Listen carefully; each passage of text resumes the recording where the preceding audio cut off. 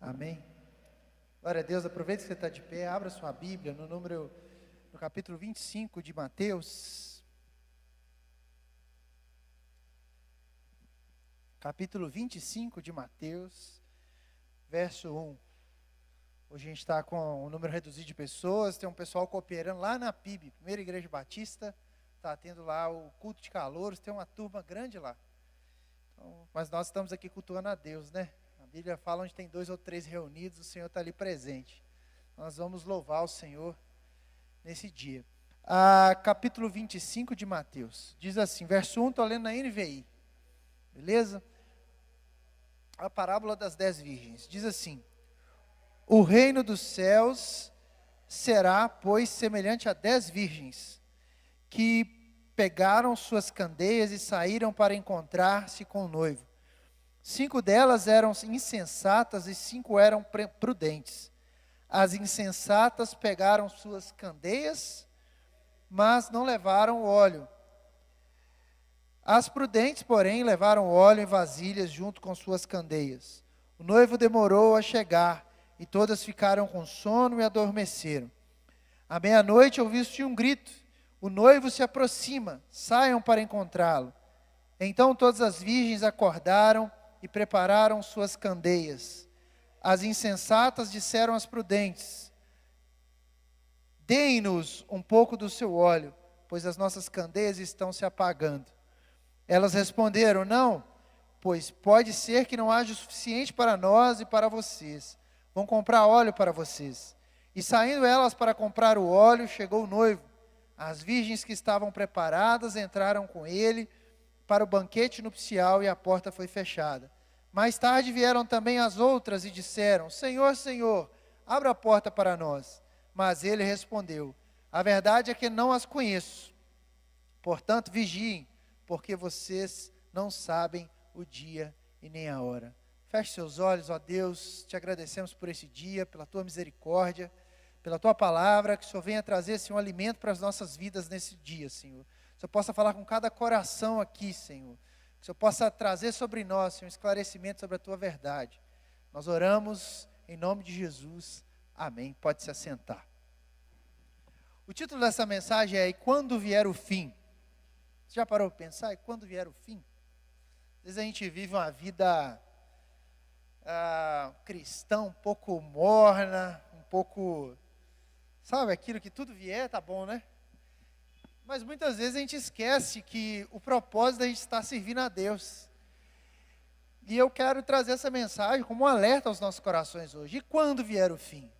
Como a gente vai reagir? Será que você tem medo do fim? Será que você não pensa no fim? Jovens, né? Muitas vezes a gente não pensa muito no fim. Quinta-feira a gente estava na célula falando um pouco sobre a eternidade. E essa mensagem veio ao meu coração e eu quis trazer um pouco dessa mensagem, baseado nessa parábola das 10 virgens. A Bíblia nos narra algumas coisas sobre o fim. E muitas vezes a gente tem algumas dúvidas sobre isso, né?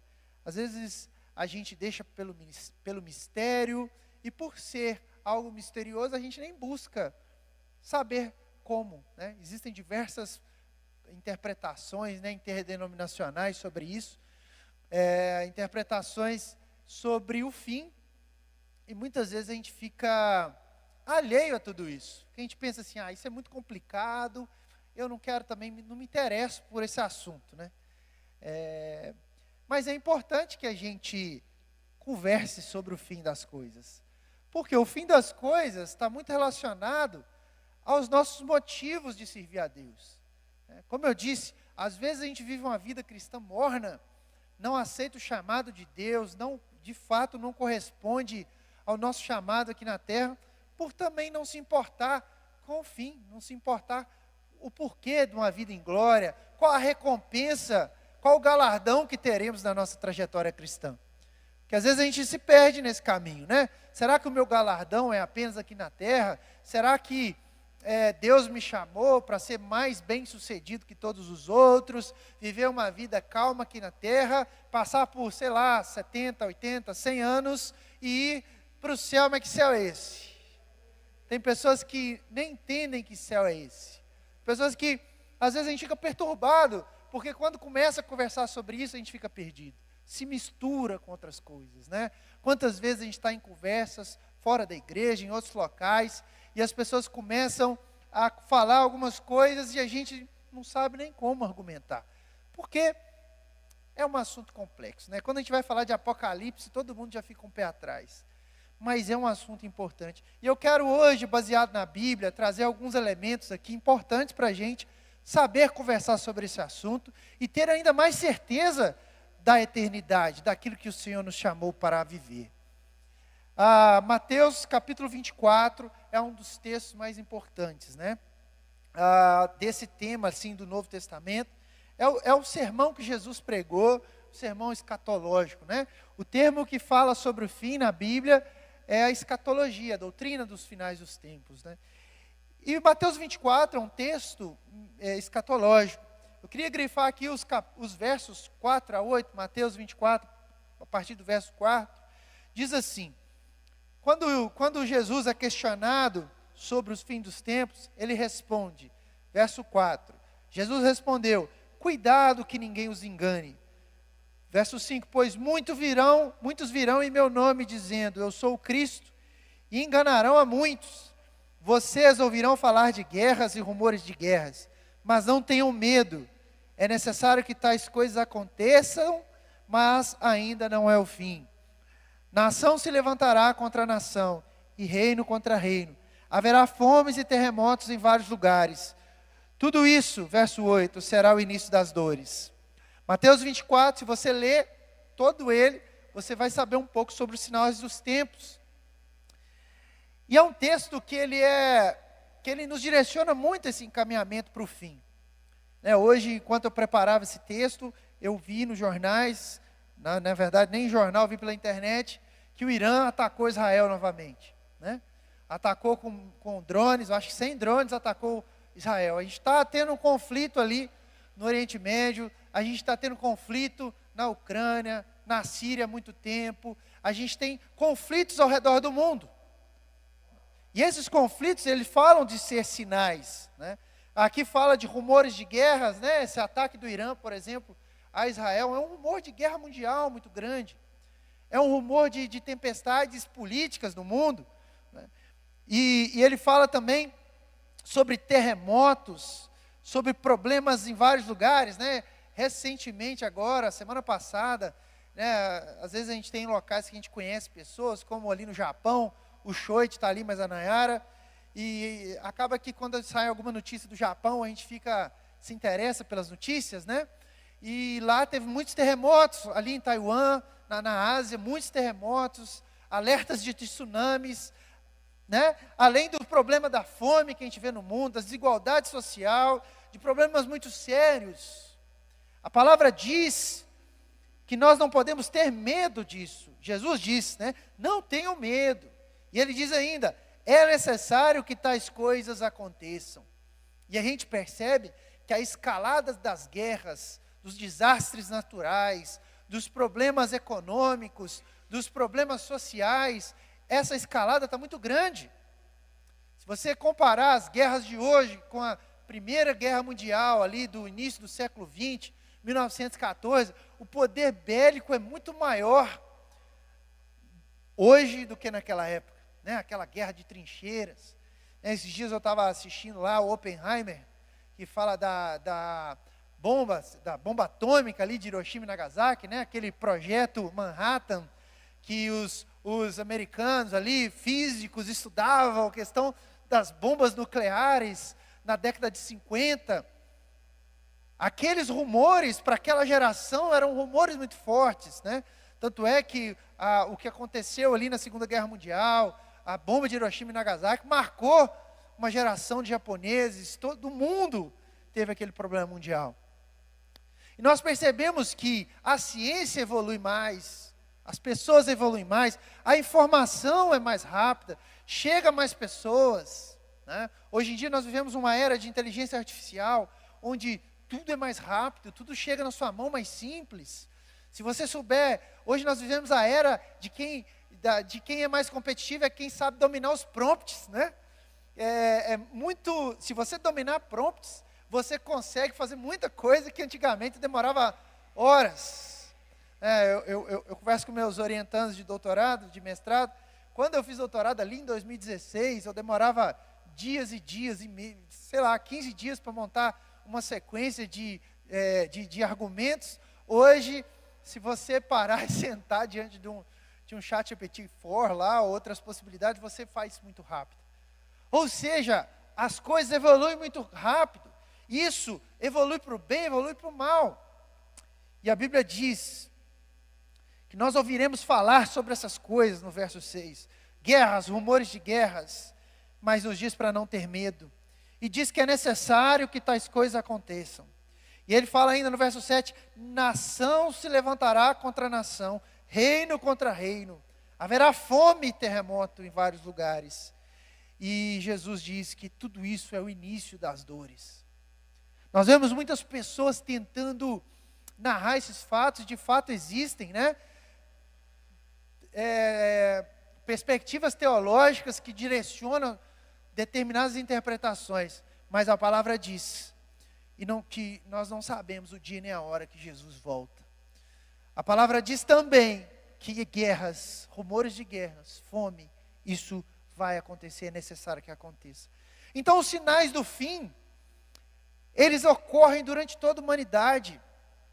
Durante toda a história humana houve sinais, houve guerras, né? Recentemente lançaram um filme aí bacana sobre Napoleão, por exemplo. Era guerras. Se você pegar ali os tempos antigos, espartanos, gregos, havia guerras. Se você pegar os tempos modernos ali, Napoleão, se você pegar as guerras, né, inglesas lá do século XIV, XV, você vê guerras. Né?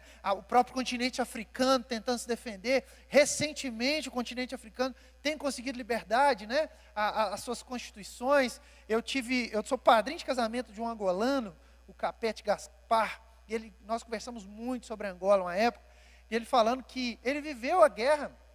O Gaspar tem 30 e poucos anos, igual a mim, 38, 39 anos, ele viveu a guerra. Em 1992 foi a liberdade, 1992, a independência do Brasil, no século XIX, a independência do território angolano agora no século XX. Isso nos mostra que durante todo o tempo da humanidade existem sinais da volta de Cristo. E esses sinais, eles são importantes nós nos atentarmos para isso. Os sinais, para que servem os sinais para mim e para você? Para nós nos atentarmos mais à volta de Cristo. Tem como eu te dizer que Jesus vai voltar, né? Eu vivi a época lá que 2012, o povo cismou que o mundo ia acabar. Eu sou mais velho, então eu vivi o bug do milênio, dos anos 2000, todo mundo achava que os computadores iam desligar. Existem conspirações por todo lugar, na tentativa de tentar colocar e dizer que Jesus volta tal dia, que Jesus vai voltar em tal dia, que Ele vai fazer tal coisa, que existem datas marcadas, mas o certo é que os sinais, eles são precursores dos finais dos tempos. Eles são precursores, ou seja, durante toda a humanidade, durante toda a história humana, existem sinais que apontam para a segunda vinda de Cristo. Outro ponto importante que nós precisamos nos atentar, a grande tribulação, Mateus 24, verso 21. Se você quiser abrir sua Bíblia, Mateus 24, verso 21. Diz assim: porque haverá então grande tribulação, como nunca houve desde o princípio do mundo até agora, nem jamais haverá. Se você pegar esse texto de Mateus 24, 21, e também olhar o texto de Daniel 12, verso 1, Daniel 12, verso 1. Naquela ocasião, Miguel, o grande príncipe que protege o seu povo, se levantará. Haverá um tempo de angústia tal, como nunca houve desde o início das nações, e até então. E ele diz assim, no final desse versículo, Daniel 12, verso 1. Mas naquela ocasião, o seu povo, todo aquele cujo nome está escrito no livro, será liberto. Ele diz que haverá muita angústia. E esse tempo, quando você lê em Mateus 24, 21, ele fala de um período de grande tribulação. Ô meu amigo, tudo bem? Você quer alguma ajuda? Você quer ajuda? Qual ajuda você precisa? Daqui a pouco então. Tudo bem?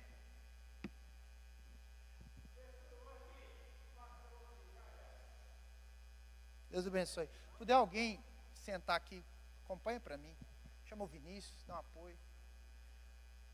Vamos lá. Daniel 12:1, então ele vai falar dessa ocasião de tribulação. Em Mateus 24:21, ele vai falar da grande tribulação. Quando você lê na Bíblia, os sinais da grande tribulação é também um período que vamos viver. A grande tribulação ficou muito conhecido, muito conhecidos com aqueles filmes deixados para trás. Não sei se vocês viveram essa época. No cinema lançaram. As pessoas ficavam com medo, né? Fui deixado para trás. Uma época o cinema usou muito esse texto, esses filmes. E a grande tribulação é uma grande incógnita para muitos teólogos, né? Tem teólogos que vai dizer que nós vamos passar pela grande tribulação, que a igreja vai passar. Tem outros teólogos que dizem que a gente não vai passar, que a gente vai subir para a boca do Cordeiro. Importa que a Bíblia diz que haverá uma grande tribulação. E essa grande tribulação é um tempo que não houve do princípio do mundo até agora. Que não houve. Um momento em que haverá grande sofrimento e angústia, né? Daniel vai falar de um tempo sem precedentes. E Mateus 24 vai descrever essa tribulação como pior do que qualquer desde o mundo então. A grande tribulação é narrada pela Bíblia, assim como os sinais dos tempos. Outra coisa que nós temos muito séria sobre o fim, a segunda vinda de Cristo. Se você ler Atos capítulo 1, verso 11, a Bíblia vai descrever que Jesus vai retornar à terra. Jesus veio a primeira vez como ser humano, viveu entre os homens, fez discípulos, e após esse tempo, Jesus, ele vai retornar à terra. Ele morreu, ele ressuscitou, e a palavra nos garante um novo reinício. Atos 1:11, diz assim: Galileus, por que vocês estão olhando para o céu? Esse mesmo Jesus que dentre vocês foi elevado ao céu, voltará da mesma forma como viram subir. Então a segunda vinda de Cristo também é narrada na Bíblia.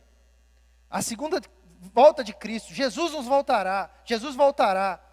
Isso deve ser um anseio meu e seu, sobre a segunda volta de Cristo.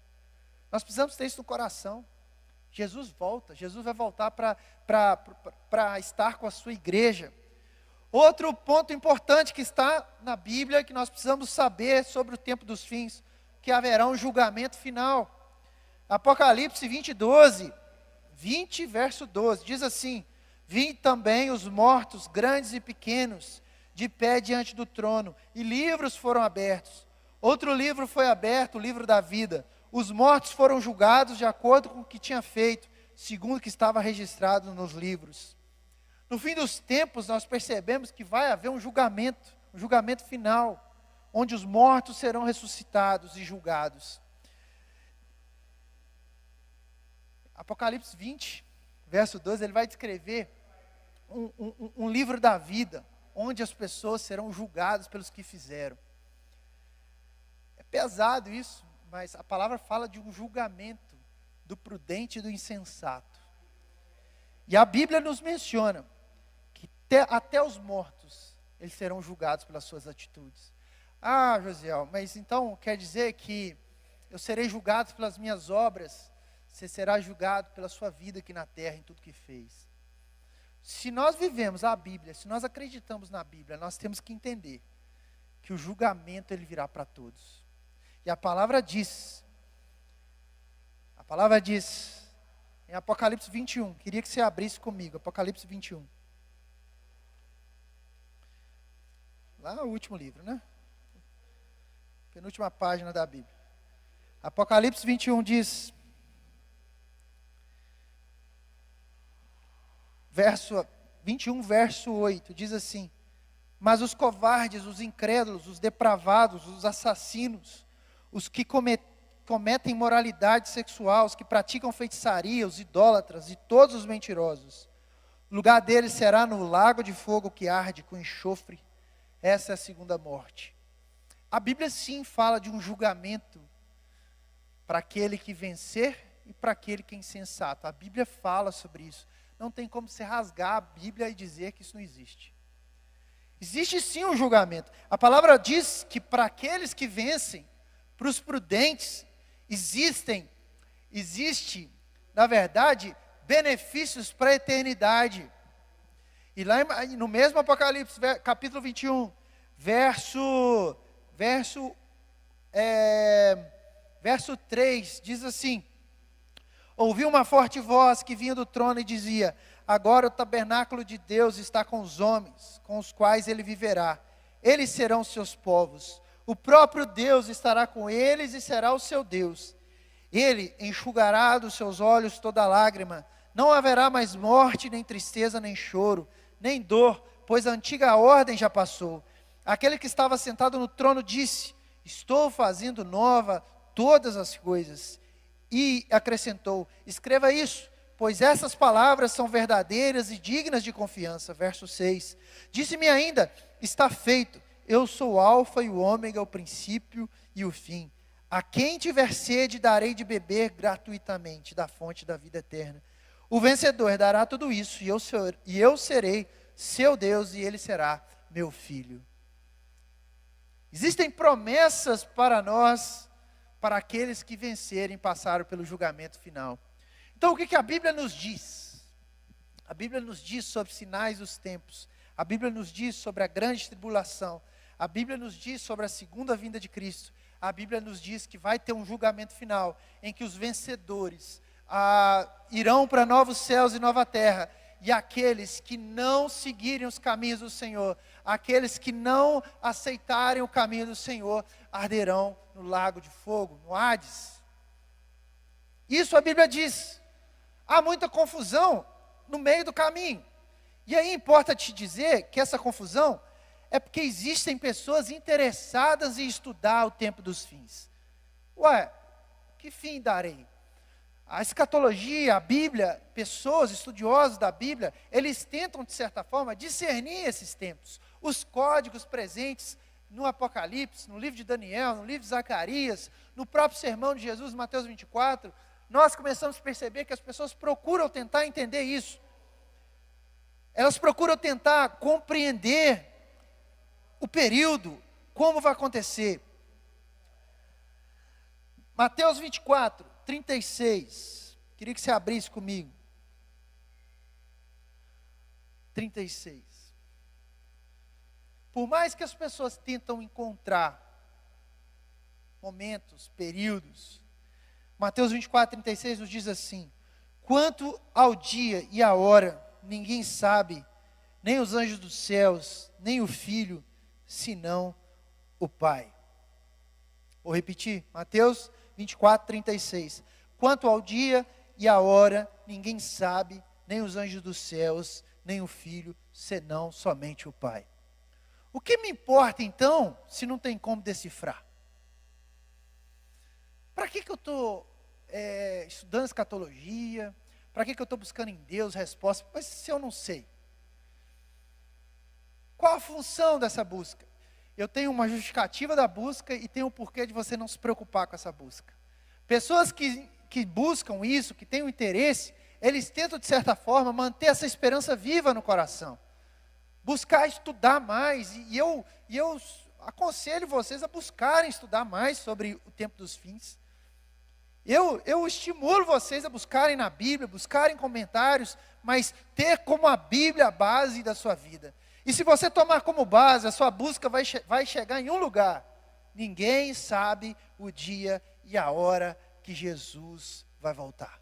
Todos sabem que Jesus vai voltar.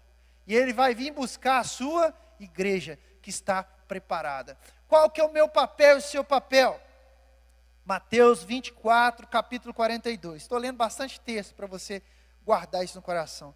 Mateus 24, capítulo 24, verso 42, diz assim: portanto, vigiem, porque vocês não sabem em que dia virá o Senhor. Tem uma história que conta que existiam dois agricultores, e esses dois agricultores estavam passando um período muito difícil, um período de estiagem, e ele estava com dificuldade a lançar sua semente. Certo dia, os dois agricultores acordaram, um desses agricultores começou a preparar o seu terreno, e ele começou a preparar aquele terreno, arar a terra e tudo, e um segundo agricultor acordou, olhou para ele e começou a falar: gente, você não tem juízo? Você está arando a terra, mas não tem sinal de chuva. Por que você vai cuidar da terra? Por que você vai manter essa terra para um bom plantio se não tem sinal de chuva? E aquele agricultor olhou para o outro e disse: pode ser que não tenha chuva, mas meu terreno está preparado para quando ela vier.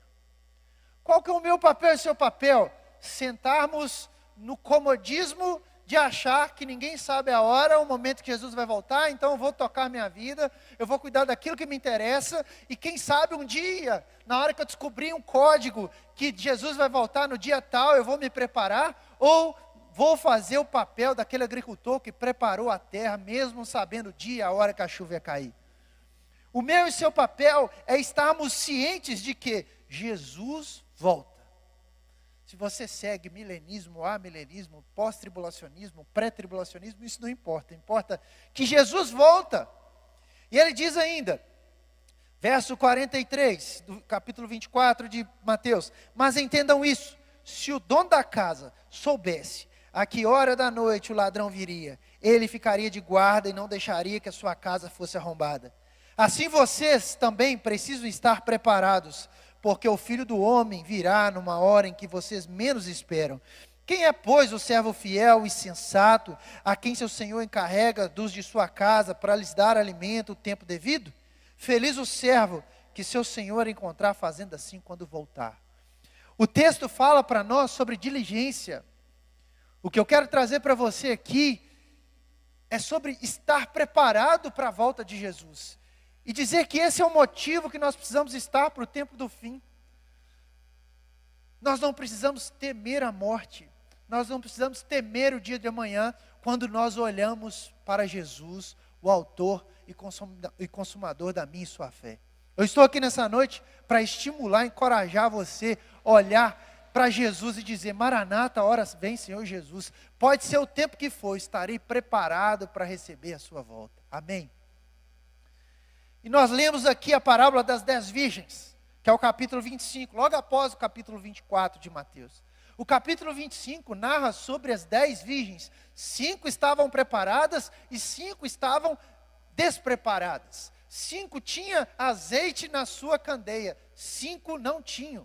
5, de certa forma, estava como aquele agricultor que arou a sua terra, preparou a sua terra, como aquele dono da casa que vigiou o terreno para que o ladrão não roubasse. E 5 estavam descansando, acomodadas, porque não sabiam a hora do noivo vir. 5 estavam numa situação muito comum nos nossos dias. Pessoas que amam a Jesus, pessoas que amam vir à igreja, pessoas que amam a adoração, pessoas que amam estar entre as pessoas da igreja, mas não se importam com a santidade, não se importam estar preparados em todo o tempo. Pessoas que vivem duplas jornadas, duplas personalidades. É uma coisa na igreja, é uma coisa no mundo. Se amolda aos padrões de onde está. Se está na igreja, está tudo bem, é crente, é confundido como crente. Se está no mundo, é confundido como aquelas pessoas que estão no mundo. 5 estavam prontas, 5 tinham se santificado, 5 tinham tomado a sua cruz, 5 estava orando, estava buscando em Deus respostas, estava guardando o noivo. 5 estavam como qualquer pessoa que anda por aí, sem destino, sem caminho. 5 estava vivendo uma situação temporal, preocupado com os prazeres da vida, preocupado com as coisas do dia, buscando por aí atender os seus desejos carnais, desejos, e muitas vezes as pessoas confundem, né? E até interpretam desejos carnais muito voltados à área sexual também. Os jovens sofrem com isso, mas outros desejos, fama, poder, desejos por ter um ego muito inflado. 5 pessoas preocupavam mais com si mesmas, não olhavam para o próximo. 5 virgens não estavam se preocupando em viver uma vida conforme aquilo que Jesus tinha colocado. Não aceitavam o senhorio de Deus. 5 estavam totalmente despreparadas. Elas negligenciavam o azeite, que é a presença do Espírito Santo. 5 negligenciavam o poder do Espírito Santo na vida delas. E esse texto diz que as 5 despreparadas avisou as 5 preparadas que o noivo estava vindo. Porque quem estava preparado não se importava. Quem estava preparado, estava preparado. Se Jesus voltar hoje, voltar amanhã, voltar agora, nós vamos para o céu e pronto. Essa é a certeza do crente, é a certeza que você tem que ter no seu coração. Jesus volta hoje, estamos juntos, papai do céu. Vamos embora. Ah, mas eu vou ficar aqui. Amém, ficou, rapaz. Vamos embora. Nossa terra não é aqui, nossa terra é o lar celestial. Talvez se nós olharmos para isso, eu falo para mim, meu coração, para o seu coração, talvez se nós olhássemos para Jesus, o autor consumador da nossa fé, nós teríamos mais anseio pela eternidade, nós teríamos mais anseio pela presença dele na nossa vida. Nós importaríamos menos com os bens materiais, nós importaríamos menos em querer ser alguém, em querer ter prazeres momentâneos, porque o noivo era a nossa expectativa. O Espírito Santo, o azeite, ele nos consola, ele nos traz alegria. A parábola das 10 virgens vai falar para mim e para você, e nos alertar que nós precisamos estar preparados. Preparados para a segunda vinda de Cristo. Não me importa quando virá, não me importa se os sinais é A mais B, se o Irã invadir Israel, que Israel vai partir de não estou interessado, eu estou interessado em estar preparado, porque se for hoje, ou se for daqui a 20 anos, eu estarei com Jesus nos céus com Ele. Se for para eu passar a tribulação, passarei. Se for para não passar, melhor ainda, estarei celebrando com o Cordeiro. Importa que eu esteja preparado para aquilo que der e vier. Eu preciso estar preparado. Hoje a mensagem para você que me acompanha aqui é: precisamos estar preparados. Quais lições? 5 lições nós podemos aprender com as 5 virgens preparadas. E eu vou encerrar essa mensagem. Quais são as 5 lições? Primeira lição para eu estar preparado: eu preciso estar vigilante, alerta, todos os dias. Eu não posso condicionar minha vida cristã ao sábado e ao domingo. Eu não posso condicionar a minha vida com Deus ao dia da célula. Eu não posso condicionar a minha vida cristã quando eu estou entre crentes. Eu tenho que ser crente a qualquer momento. Vigiai com a sua língua, vigiai com a sua fala, vigia o que você olha, vigia o que você toca, vigia o que você faz, vigia o que ouve, porque nós precisamos estar em alerta. Nós vivemos em guerra, uma guerra espiritual.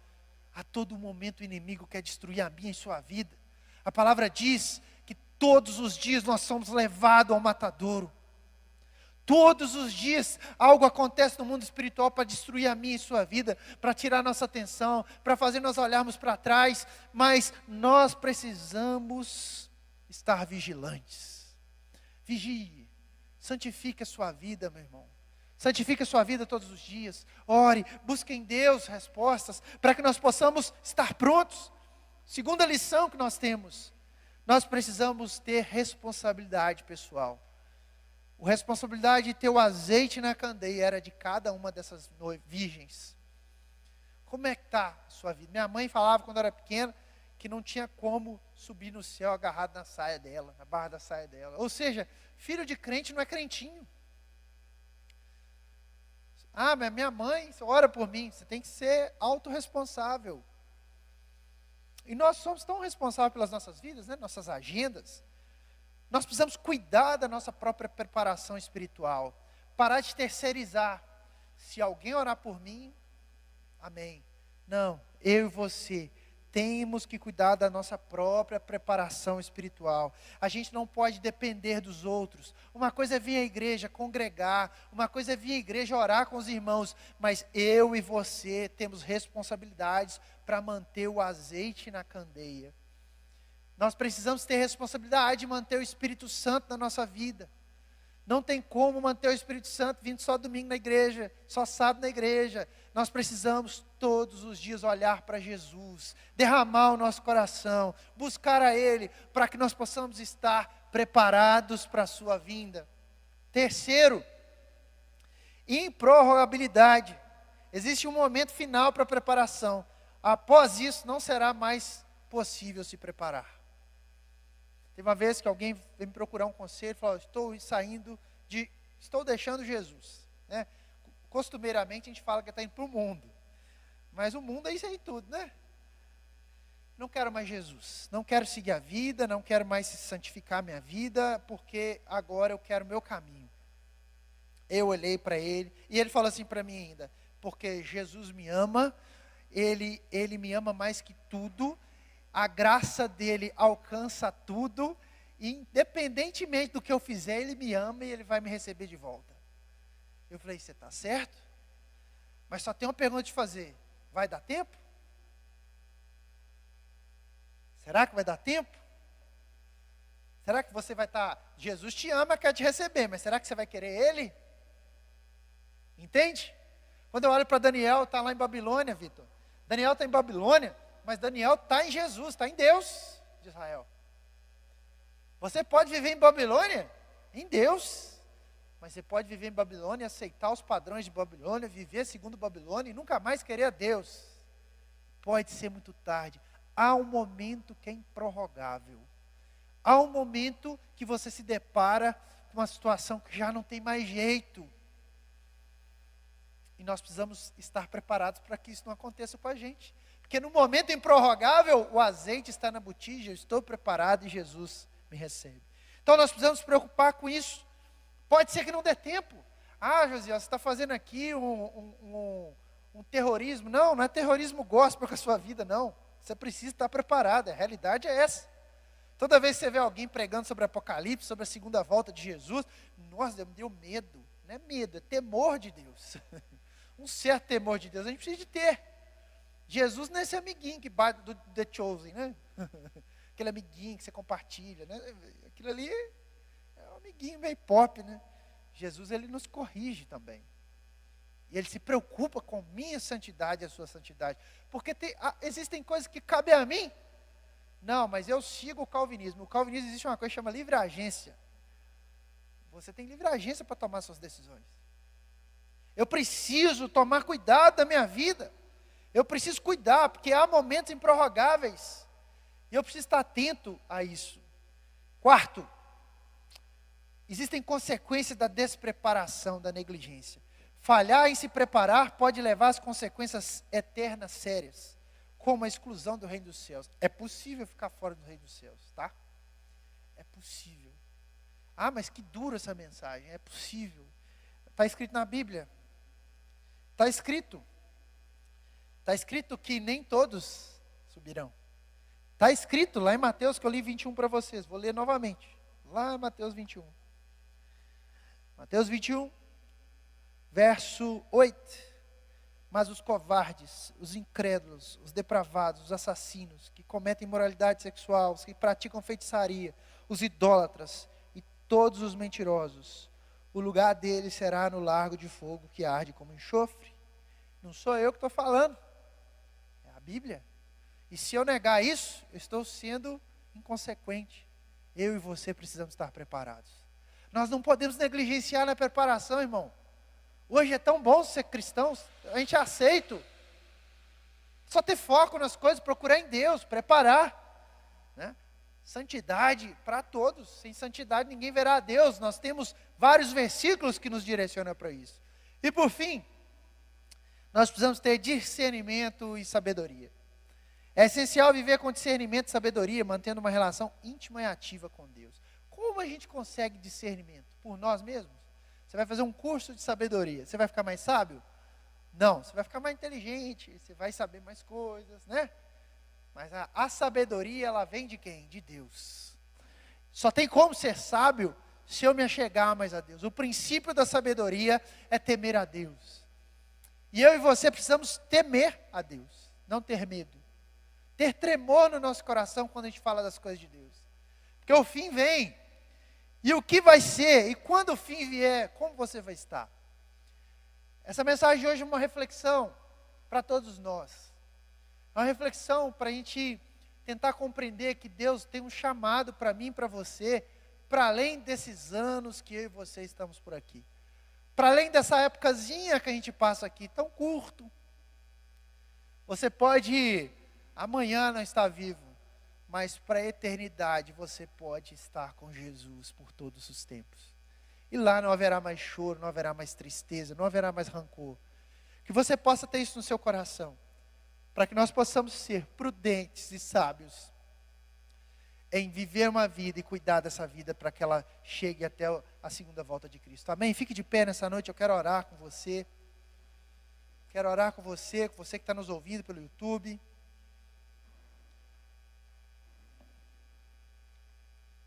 Quero orar com você, orar com todos nós, para que nós possamos estar com o nosso coração seguro em Deus nessa noite. Ó Deus, nós estamos aqui diante da Tua presença, Pai. Sabemos da importância, Senhor, de vivermos segundo a Tua vontade. Sabemos, Deus, que o Senhor tem um propósito para nossas vidas. O Senhor tem um propósito, nós estamos aqui, Senhor. Nós nos arrependemos dos nossos pecados. Nós nos arrependemos de nós mesmos, Senhor. E estamos diante do Senhor, porque sabemos que o Senhor pode, Pai, fazer tudo por nós. Ó Deus, nós estamos aqui, Senhor, e nos rendemos aos Teus pés. Rendemos diante dos Teus pés, porque sabemos, Pai, que o Senhor é o Deus da graça, é um Deus que cuida de nós. E nós sabemos que a Tua palavra também nos alerta para estarmos atentos e preparados para a Sua segunda vinda. E nós estamos aqui para dizer, Senhor, ora vem, Senhor Jesus. Nós estamos aqui, Senhor, diante do Senhor, Pai, formando as nossas vidas, construindo as nossas vidas diante do Teu altar.